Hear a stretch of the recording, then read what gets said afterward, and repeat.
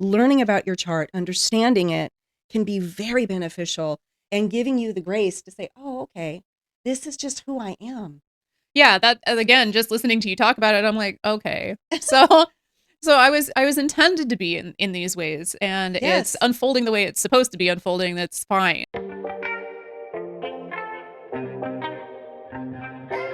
Welcome everybody to Spirituality. If you are new here, my name is Kat. I'm a longtime astral traveler and spirit consultant. Welcome. If you're returning, thank you so much, and we appreciate you. We love you so much. I am joined today by Connie Rose, who is a psychic life coach and who has graciously agreed to come down to the studio and shoot with me and go over something with me that I've had a lot of curiosity about and frankly a lot of frustration trying to figure out on my own, and that's my birth chart, my astrological chart. Mm-hmm. Welcome. Thank you for joining me, and thank you for being willing to go into an explanation and help out with this a little bit. Well, first of all, thank you so much for the invite. I'm excited to do it. I love my work and I love helping people understand their chart because, as I call it, it's basically the book of you. Yeah. And it is your natal chart. So this is how you landed on the planet. This is what everything was lined up for you personally. And it does help you. It can really help you get a good, clear idea of who you are, what you're here to do, what you're here to learn, and how you can share that with others. Yeah, and it's been a point of curiosity for a long time for me. I've tried to look at my chart myself and Mhm. honestly kind of fell into a rabbit hole of what does this mean? And had trouble sort of sorting it out on my own. Well, and I don't blame you, because astrology is not for the faint of heart. There's a deep dive you can do.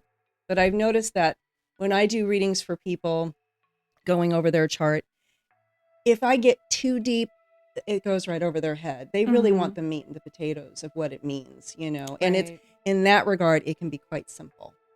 Yeah, and I think that it's really helpful to have somebody who can do the deep dive and understand the information, but then to sort of simplify it and bring it down to Hmm. the bullet points of Exactly. what's really actionable and helpful about it for individuals. Yeah. That's fantastic. Yeah, well, it's fun, and the reason I got into it was because I was in my mid-30s and I was completely clueless as to why I did what I did.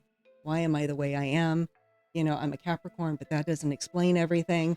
So Hmm. that's what really got me into it. Can you start just a little bit, just a brief explanation in case there's people who aren't aware? I mean, this is mostly a spiritual crowd that's watching stuff like this, but in case there's people who aren't aware, can you explain just the kind of general information to use for a birth chart and what kinds of things will pop up with it? Well, to do a proper birth chart, we need of course, your birthday, the city and state you were born, and the most important is the time, and it needs to be as accurate as possible. And some people don't have that information. So a chart can still be cast, but it's not going to be as accurate. We can't really rely on the houses. Yeah, and I had to pull out my birth certificate in order Oh to yeah. find my exact time of birth. So, Absolutely. That's what you need. You need your birth certificate or a mom with a great memory. who's not remembering it wrong from years later for sure. Exactly.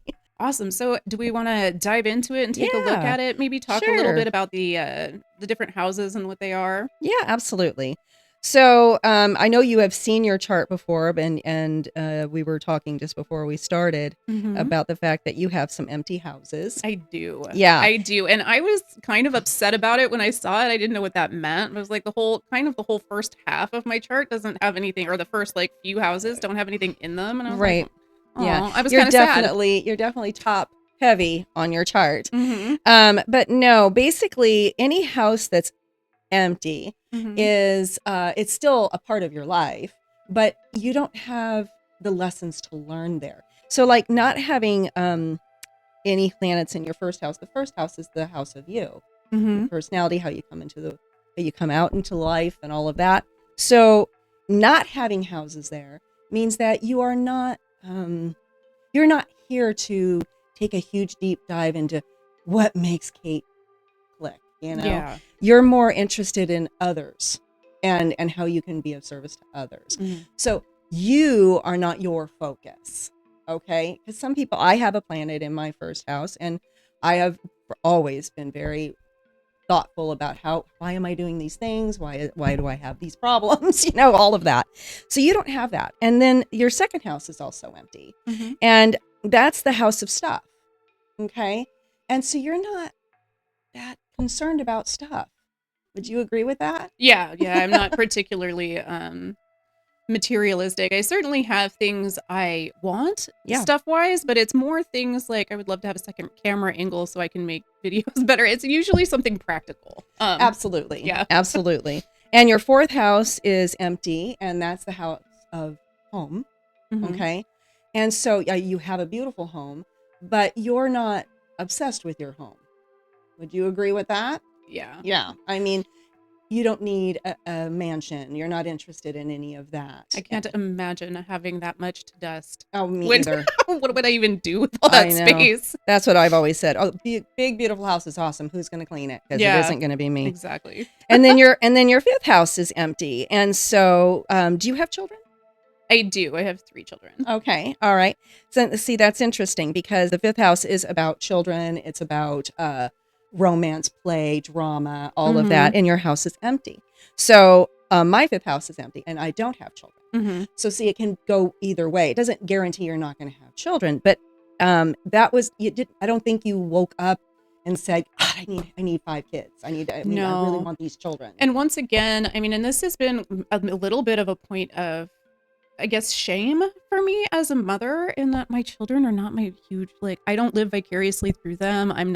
I'm here to help them grow and become adults, but I don't necessarily, my strongest self-identifier is not mother. It's not as a mother. I believe they're little souls who came here to go be themselves, not to be anything to make me feel better or to define myself as. So. And you were just the vessel that brought them here. Right, correct. Right, yeah. So see how interesting that is? I mean, it's just really fascinating to me. So the third house is all about communication. Okay. And you have 2 planets, and they're both very interesting. Okay. The first planet is Chiron in your third house. Now, Chiron is called the wounded healer, and he represents a deep wound that you will have experienced in your childhood that you have to work through, okay, and dig deep and overcome. So Chiron in the third house can imply issues or difficulties with communication. Okay. So here you are, a podcaster. I'm assuming you don't have too much difficulty, but did you stutter or have any issues learning how to talk when you were a kid? Certainly. And this is kind of an interesting thing is, about a little over a year ago when I started doing this, I started doing the channel. I was extremely introverted and quiet and overly anxious about people and how I was coming off and overthinking things, even just in social settings. Sure. And I felt guided. The spiritual journey was a long and winding one. I started astral traveling and interacting with entities in other planes when I was a kid. Okay. So I had a lot on the inside that I had never told anyone because I had agnostic parents. I didn't want to be diagnosed and put on medication. I was afraid that people were going to think I was crazy. And at some point I got guided and felt called to start putting videos out there. And my initial reaction to that was, you must be out of your damn mind. Because I was not speaking out loud about my experiences or sharing things that I had learned. It had been bottled up on the inside for a long time. Interesting. So you did have a bit of an issue with communication. A lot of times it's just the fear of saying the wrong thing or the inability actually to say it. So what's funny and interesting about it is your part of fortune is sitting right next to Chiron in your third house.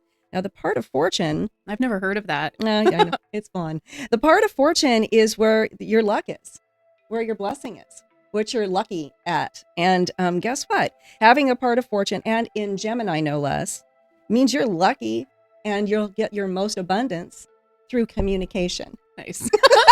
Well, now we know why we were guided, right? Exactly. So see, you're doing all the right things. And even though you were scared and, it's a little nerve-wracking, but you'll truly find your prosperity through your communication. Excellent. Yeah. It's good to know. Right? I think so. And so now we're going to move on to your 6th house. And the 6th house is all about health and service. Okay. And your north node is there. Now, the north node is basically your soul's journey in this lifetime. So if there's a north node, there's a south node. And the south node is how you came on the planet. Okay. And your North Node is in Leo, which is mine as well. So I'm very familiar with it. And a Leo North Node is all about pretty much manifesting what you want in this lifetime. You have the ability to basically get anything you want. It's just nailing down what it is you want. Yes. And that is the hard part. And then seeing yourself already having that, because that's just the crux of manifesting. That's just what you do. Right. But you are very fortunate in this lifetime. I mean, you really are. Your part of fortune is in the right house for you, in Gemini, the sign of communication. I mean, honestly, you're lined up. You're doing great. Nice. So literally, that's what you're here to do. You're here to learn how to be the manifestor you're supposed to be, so that you can experience the life that you're here to learn to live. And hopefully be able to share that out to everybody else. Absolutely, because that's the most fun, right? Right, exactly. Why keep benefit to yourself when it can be for everybody? And it should be for everyone. Absolutely. I mean, any gift you have, it should be shared. The second planet you have in your 6th house is Mars. Of course, Mars is that male energy, and it's very strong. You definitely are here to help others. I mean, you just and what you do for a living matters. If you're just not a superficial type of person. Even trying to pretend to be one would not work for you. If your work doesn't fill your soul, you'll lose interest.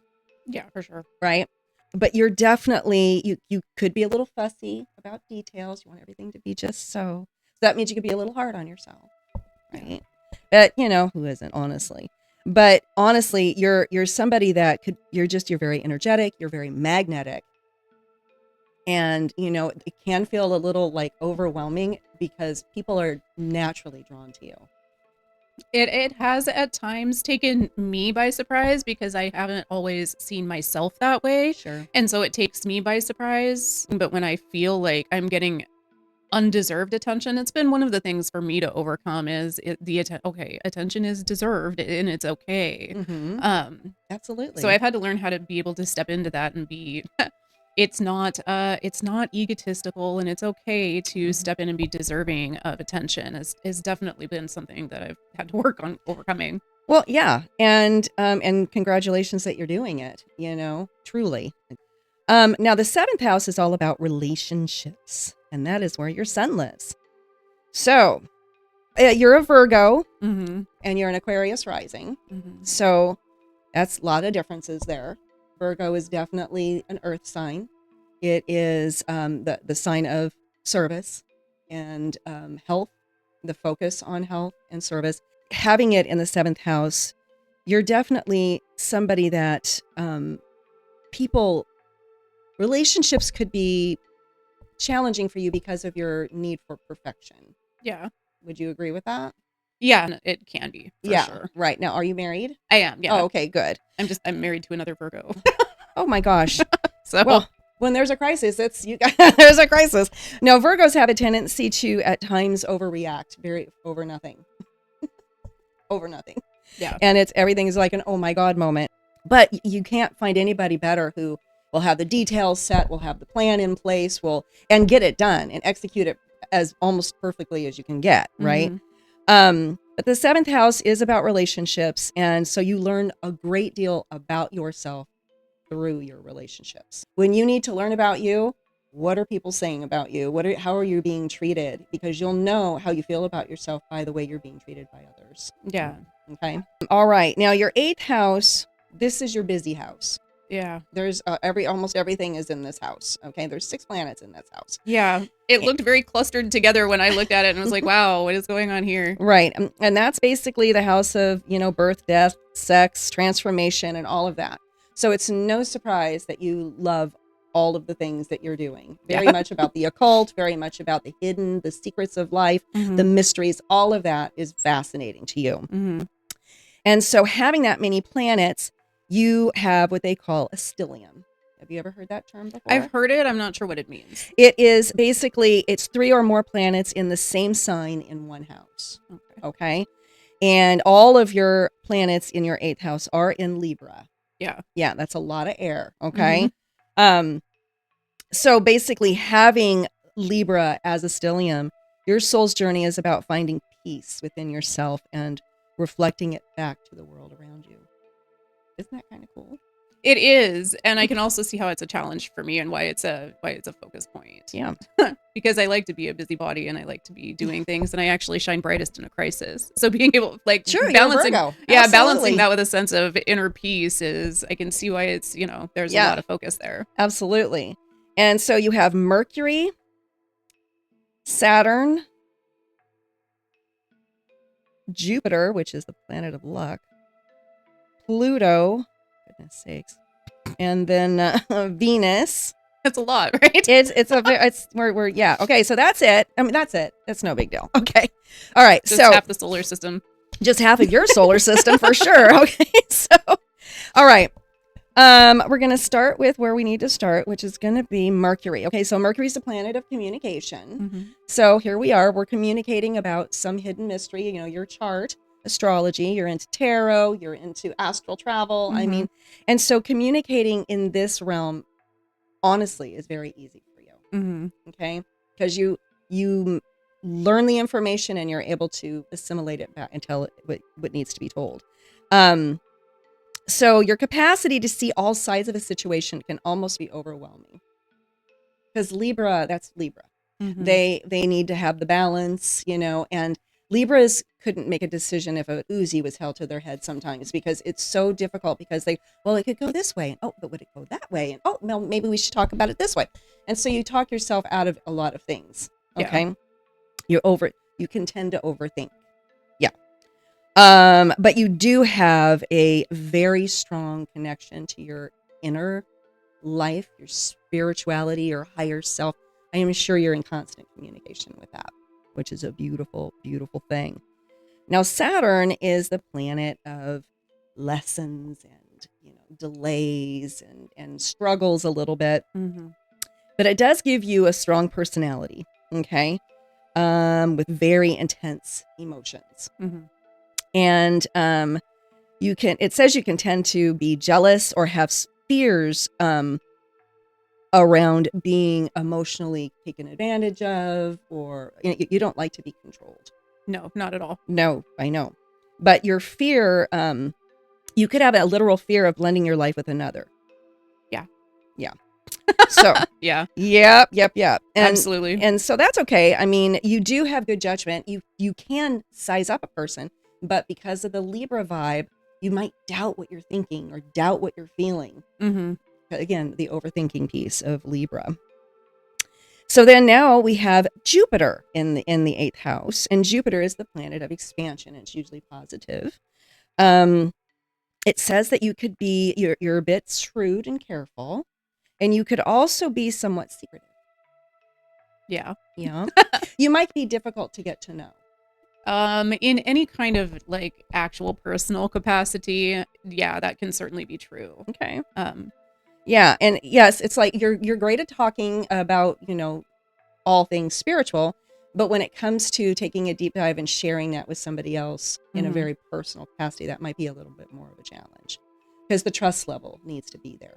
Yeah, and quite frankly, like in a lot of relationships, the focus is almost always on other people and sensing into other people and listening to what they're saying and working on, you know what I mean? Yeah. My focus is almost entirely on whatever they're doing and whatever they're saying and whatever they're, so the notion or the, to reciprocate that is a challenge to me at times because, and again, I'm a Virgo, I get a little judgmental, right? So if like you got all these issues and problems going on, why am I sharing my stuff with you? That's that judgmental part that I work on that's silly. Well, but it is there sometimes. Like I consciously am self-aware of the fact that I do that on occasion with people. Yeah. And, but that's okay because in my mind, I have a big issue with people that call themselves masters of anything. It's like, really? Yeah. Do you heal the sick? Do you walk on water? I'm not sure, or to go to the doctor and they're obese and telling me I need to be on some kind of a medication or something. It's like, no, I'm not listening to you. Yeah. I can take care of myself. And I'm the same way. My general thought process is if you're here with the rest of us, you're not mastered. No. Okay. You could be really good at what you do. You can certainly have things you're good at, but let's face it, everybody here, you're here for a reason. Yeah. And we don't stop learning until we No. take our next breath, and then we go learn other things. So now the next planet is Pluto, and that is the planet of transformation. It's intense. Yeah. It makes you you could have a serious and very willful personality. Again, you don't really like to be told what to do. Nope. And you feel very deeply about practically everything. And you have a really strong psychic connection. And, you're obviously empathic. So you must deal with that aspect as well, which is not easy. No. It was really challenging, especially growing up before I knew what it was. I would, go to high school and feel literally nauseous in the hallways and not know why. It was difficult to even want to go to school, big crowds, be around people. I didn't have any blocks up, and learning to be able to figure out what's actually mine and what's not mine. Yeah. It takes time and practice to sort all of those kinds of things out. So Yes, and I'm empathic too, but I'm a social butterfly. I love people. mhm. And I love being out and about. And I've talked about that many times. People are like, how can you be empathic and be social? That doesn't even, and I'm like, well, because I love people Mhm. and I'm a Leo rising. I have to be out and about. It's just what it is. But the thing is that I had to learn, like you said, put your blocks up. And I on purposely don't read anybody in public at all. I'm Yeah. absolutely not doing it. People, I would never be one of those psychics that comes up to you and starts, oh, your grandma wanted to give you this. I'm not going to do it. Yeah, that always seems a little, again, it does feel intrusive, and It is intrusive. if people are asking for their messages, that's Well, completely fine. If they've come to me and said, hey, I mean, can you help me with this? Absolutely. But to Mhm. just walk up to someone, no. But knowing that you're an empath and learning and just curious, what kinds of tricks do you do to make sure that you don't get overwhelmed anymore in public Well, situations?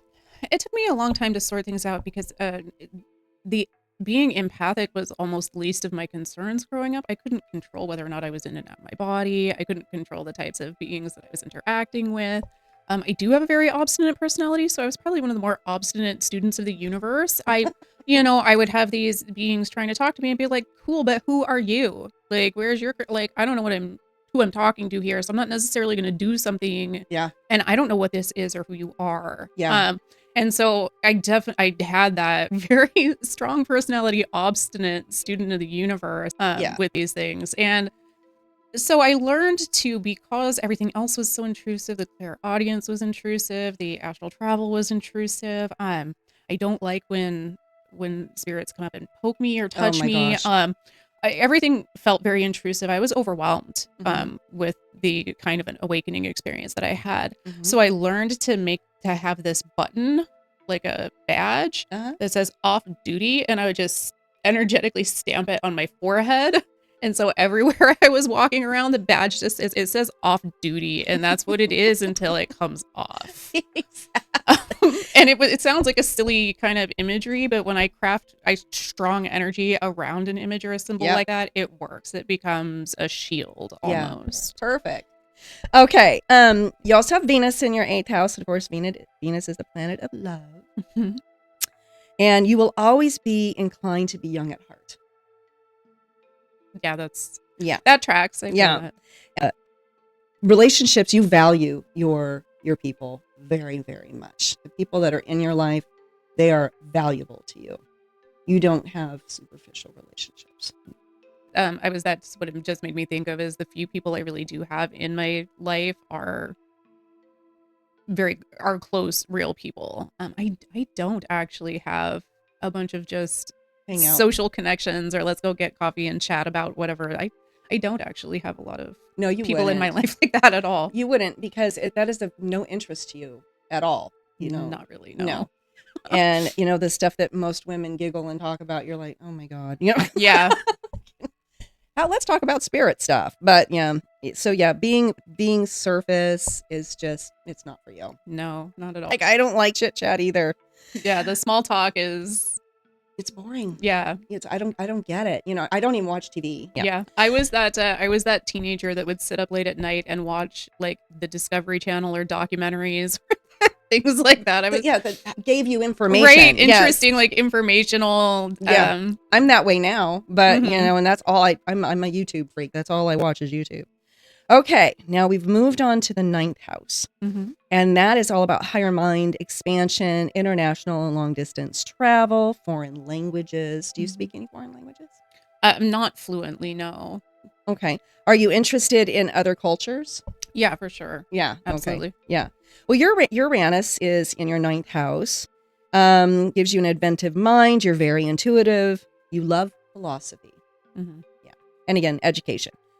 Did you go to college? Yeah, I did. Okay, cool.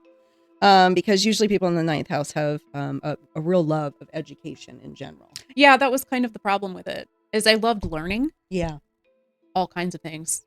And I don't really have the tuition to just be sort of taking whatever class comes to, like, I was a little bit unfocused with my major. So I was sort of generally an English major, but I liked to take comparative religion, philosophy, like all of that kind of stuff. Oh, And totally. I can and see none of that. it was actually adding up to any kind of major or career. So at some point it became a money pit. Because you just loved the learning part. Right, I just like the learning but part. what am I going to do with this information? I have no idea, but I Right. really love it. Right. So you were raised in a religious home? Oh, I was raised in an agnostic home, but you could Okay. almost call it religiously agnostic. Okay. Like, science was the religion. Yeah. If you can't put it in a test tube and shake it around and show it to me physically, it's not real. That kind of a thing. Okay. Wow. So you are way different than that, aren't you? Yeah. So spirituality, all of that is religion could also be of an interest to you, the different types of religion and why people gravitate to one or the other. I always find that interesting. Yeah. I'm not judgmental in that at all. There's a million ways to get to God. You find the one that works for you. Absolutely. Just don't tell me I have to do what you're doing, because I won't. You know what I mean? For sure.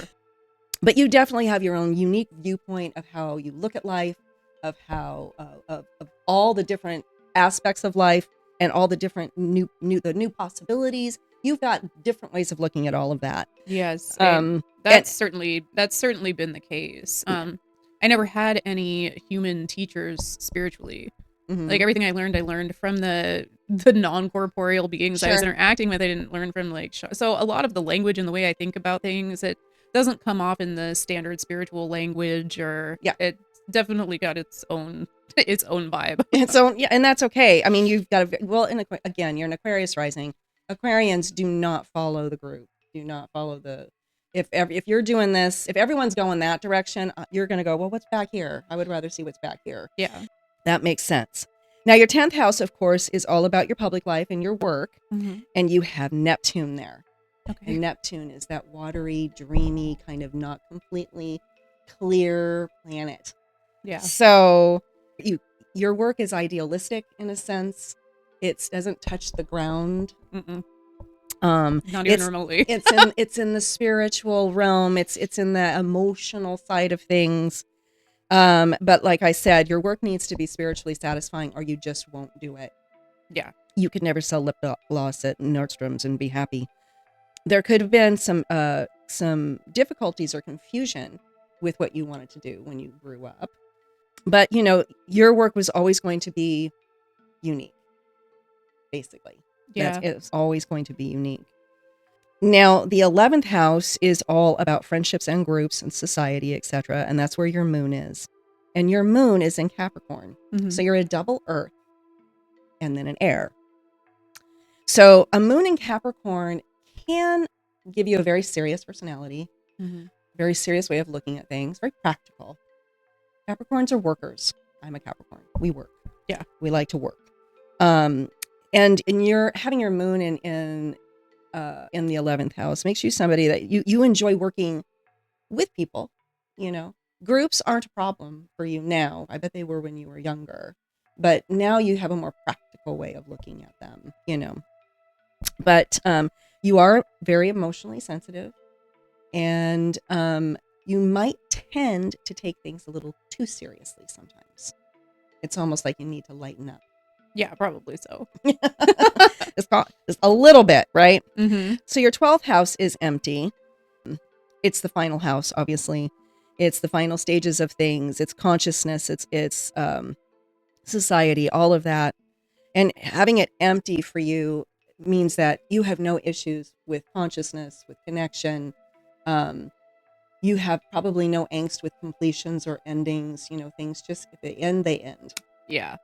It has at times felt a little problematic, just because I don't again, like if you're going to walk out of my life or this is just over, these connections, we come into each other's lives for a moment to help out. And then when I move on and it's okay, but I don't tend to have the same Yeah. emotional upset response over that. I don't chase people down if they're, Oh, yeah. like it's okay if you need to go do something else. For a lot of people, that reads as cold or not actually attached to No, them. I understand what you're saying. And it's not cold. It's just because of, all your astral traveling and all of the connection with the beings on the other side and beyond, Yeah.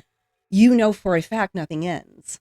Right. And it's so much bigger than This. Yeah. This is than this one this little lifetime. itty bitty thing that we're doing here. Right. So it's not that you don't care, because you do care. Mm-hmm. And it's not that you aren't a good friend or whatever. It just means that, things end on this planet. Yeah. They end. Yeah. Nothing lasts forever on this planet. So if someone leaves your life, it's like, okay, well, I guess that was time. So that was time for that to happen. And, you might miss them. You might think about them. But it's not a bad thing. Yeah. It really isn't. And it doesn't mean that you're shallow or cold. It just means that they're going on to their next part of their journey, and so am I. So, okay, we talked a little bit about you being an Aquarius rising. Aquarians are rebels. They absolutely do not do what everyone else is doing. As a matter, like I said before, if everyone's going that direction, you're going to go the other way. Yeah. Which is good. You're just not a group follower. Your midheaven, which represents your work, is in Sagittarius. Now, Sag is a fire sign, and it's the party sign. Mm-hmm. It likes to have fun. It loves to travel. Yeah. It loves to learn. It loves to share what it's learned. So again, you are really lining up with whatever you're supposed to be doing. And this is perfect for you. Yeah, I'm actually really excited. I've got some travel coming up for doing this, for shooting videos. I've got a friend in London I'm flying out later this year to go shoot some videos with her. And, oh, wow. Do some spiritual conferences, some talks and stuff. So it's been really exciting. And I there's an adventurous sort of feeling. Like I want to get out and go do. That's the Sag element. So your work could never be like sit behind a desk and answer phones or any of that. That would just, that's not for you. You need to be moving. You love the aspect of moving around and experiencing life, like literally. Yeah. The literal experience. Mm-hmm. So there you have it, Kate. That's your chart. Well, that's actually, it's really fascinating. And what's fascinating is how closely it tracks. There's so much of it. I'm like, yeah, that makes perfect sense. It also, it's interesting to have the insight into it too, because, some of it was stuff that I was aware of, but some of it was stuff that I've always felt like it was something to work on or something to be ashamed of, something that other people are judging. I certainly had other people not appreciate that aspect of me, well, sure. do you know? Well, that's because that's their journey. Right. Yeah. It's definitely, it's interesting to have it laid out like that. Because some of the things that are, or could actually be positive aspects, were things that, I've felt ashamed of, or like they were a problem. I totally understand, because again, I was super psychic when I was a kid, started seeing spirits when I was 3 and all of that. And, my nickname in school was Weird Connie. No. But it's okay. I didn't take it personal, truly, but because I knew I was weird. I mean, I already knew I was weird. I mean, you're just speaking what I already know. But I never felt bad about it. Mm-hmm. I just thought, that's why I wanted to know me more. That's why I got into this work with numerology and palm reading and astrology. It's like, how can I learn more about me? Now, I don't believe in horoscopes and that you should read what's going to happen today. I think you create your own reality. Just create the day you want. For sure. Don't worry about what, it's said in the paper. But I do think that learning about your chart, understanding it, can be very beneficial and giving you the grace to say, oh, okay, this is just who I am. Yeah, that, again, just listening to you talk about it, I'm like, okay. So I was intended to be in these ways, and it's unfolding the way it's supposed to be unfolding. That's fine. Yeah, it's all perfect. It's all good. You're doing exactly what you should be doing. It's beautiful. And that is really empowering, and it is there's like a sense of relief with it, to feel like, I think, a lot of what we do, especially some of this work, it is so out there. I loved when you were like, your career choices are not always, it's kind of dreamy. And it's like, yeah, at some point I just had to decide I work for the universe and that I don't know what that means. Yes. Right. I just follow the guidances. I talk to whoever, reaches out, comes on the show. Yeah. Go wherever I'm directed to and interact with people. And I don't know what that's leading to. And I kind of have to just be able to flow with that and go, all right, well, whatever we're doing, we're doing. Right. You don't always need to know what things look like. Right. But then you have that also like the double earth sign that's like, is that safe? Is it secure? What are I we know. doing? So it's been something for me to overcome and be like, it's okay for me to be like that. I don't have to have all of the thoughts together. And just remember, your luck is communication. Okay. That's your luck. That's your fortune. Awesome. And see, that's also really useful to know in that however we're doing things, as long as I'm a speaker, or writing or sharing information, interacting with others communication wise. Absolutely. And as long as you're present and you're in what your focus is and you're manifesting what you want to experience. Because everything that you're doing, everything that's happening is of your doing. Yeah. And if you keep that in mind and you're like, I don't like this storyline, I need to change it. Yes. Yeah. Oh, that felt really good and really aligned too. Yeah. Like I don't have to stay within some script. There's not a script. I can flip the script. Yeah, always. You can always flip the script. I mean, I'm a big believer. I can't even say these words. Big believer in manifesting, because when you know how to manifest, when you understand that you are really the conductor of your life, no one else is doing it. It gives you the power to choose which life you want to live. Right. And if you don't like it, then change it. And it may take a minute to change it, because especially if you're not sure what you want next. And that's where people get tripped up. Yeah, I really because I have so much of that kind of, I don't know what the career is doing. I work for the universe. I kind of tend to keep it to the feeling of what I want. So I want excitement. I want to see things. I want to experience. I want to interact. Like I kind of just keep it in the feeling of what I want instead of trying to make it too specific, because all that Libra energy, I get myself too confused about like, what if it's this and what if it's this? Absolutely. And feeling is the key. It's the secret to everything. You don't know what you want. How do you want to feel? Yeah. It actually really simplified things for me. Yeah. And I really appreciate because I feel like sometimes the astrological charts for some people may actually feel like a script, or like this is what you're supposed to be. And, I feel like maybe that can feel confining sometimes. But it is. And that's why, again, learn about yourself, but always remember, anything that you aren't comfortable with, you can change it. Yeah. And again, and just have that, that solid feeling of knowing, you know what, I am actually on the right path. I'm actually doing the right thing. It's exciting. Yeah.